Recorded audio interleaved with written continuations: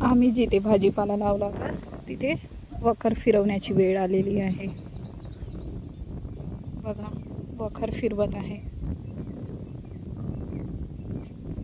तर नमस्कार, स्वागत आहे तुमचं माझ्या यूट्यूब चॅनलवरती। आम्ही इथे भाजीपाला लावला होता। हे तर टमाटरचे झाड आहे जे आम्हाला इथे वखर फिरवणं झाल्यानंतर लावायचे आहे। हे पण वांग्याचे पण, कारण इथे खूप गवत झालेलं होतं आणि जिथे आम्ही भाजीपाला लावलेला होता तो सर्व काढून घेतला आम्ही आणि या टोपल्यामध्ये माती टाकून तिथे लावून दिलेला आहे। मग जे वखर फिरवणं झाल्यानंतर तिथे लावून देऊ त्या जागेवर आम्ही। त्यामुळे जे जे काढता येईल ते सर्व आम्ही काढून घेतलं। तसं पण तिथे ठेवलं असतं तर ते झालंच नसतं बरोबर, कारण कुठे निघालं होतं कुठे नव्हतं निघालं, एक झाड इथे तर एक झाड तिथे, त्यामुळे काढावंच लागलं ते। त्यानंतर काकाचं वखर मारणं झालं होतं, मग आम्ही गवत वेचायला लागलो, कारण हे गवत वेचलं नाही तर हेच गवत पुन्हा लागते, मग पुन्हा हिरवं होते। ते वखर फिरवूनही काही फायदा नाही होत। त्यामुळे जेवढं जमेल तेवढं आम्ही गवत वेचलं आणि मातीमध्ये पण दबलेलं होतं, त्यामुळे मी असं ते त्या खोरणीने खोरून काढत होती सर्व।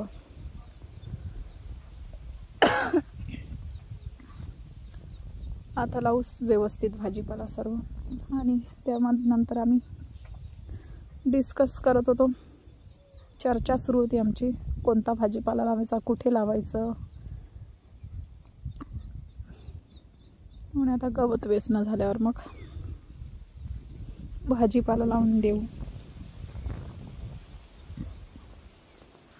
त्यानंतर आम्ही दोघांनी मिळून गवत वेचायला सुरू केली आणि काकांनी पहिलं तुऱ्यावरती बांधले चारायसाठी।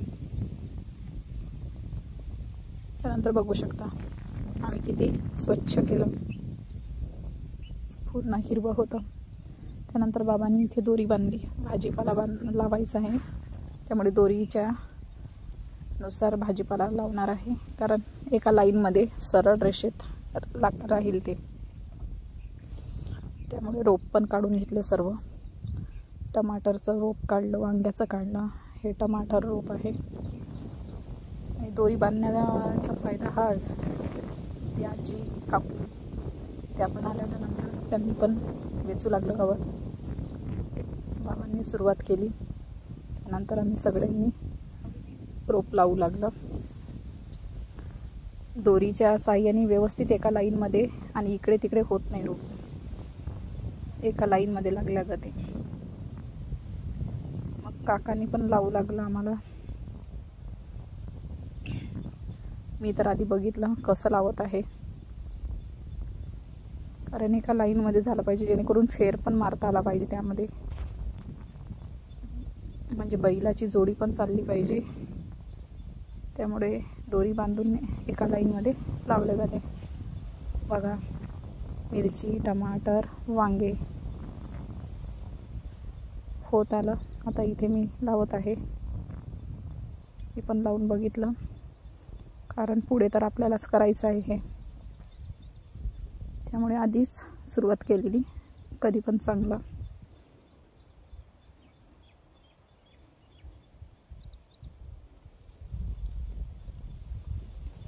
माझ्याजवळ विडा नव्हता, त्यामुळे मी बोटानेच छिद्र करून ते लावत होते, आणि जागा पण नरम होती त्यामुळे आरामात होत होतं छिद्र।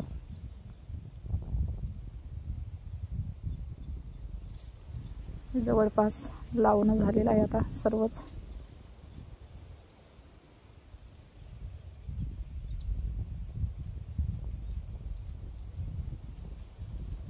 मिरची लावली आहे इकडे, मधात वांगे आहे, वांगे झाल्यानंतर तिकडे टमाटर लावल्यानंतर पण एवढं सारं रोप उरलेलं आहे।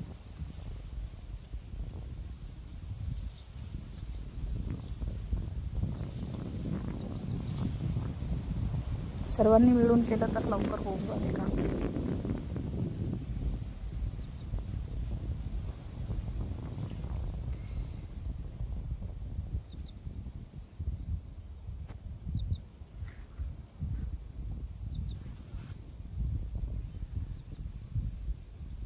टमाटरचं पण रोप खूप सारं उरलेलं आहे, एवढं उरलेलं आहे.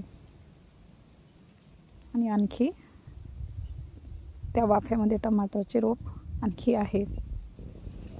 बघावं लागेल, कोणाला देऊन द्यावं लागेल, काही ठेवावं लागेल, जेणेकरून माहिती पडेल नंतर रोप लावायला आपल्याला कमी पडेल, कुठे लागते नाही लागत.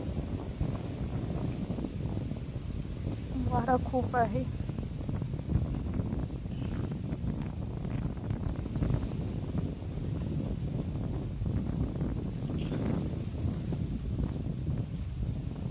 आता व्यवस्थित दिसत आहे, व्यवस्थित वाटत आहे. ते भाजी पण नाहीतर आम्ही लावलं तर आधी तर खूप गडबड झाली होती.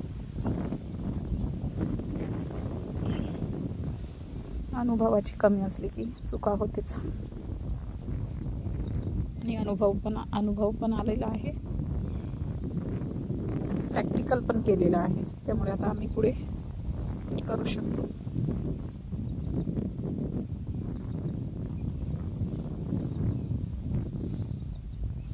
ते वांग्याचं रोप एवढं सरळ काढून सुद्धा बाकीच आहे. टमाटरचं रोप पण एवढं बाकी आहे.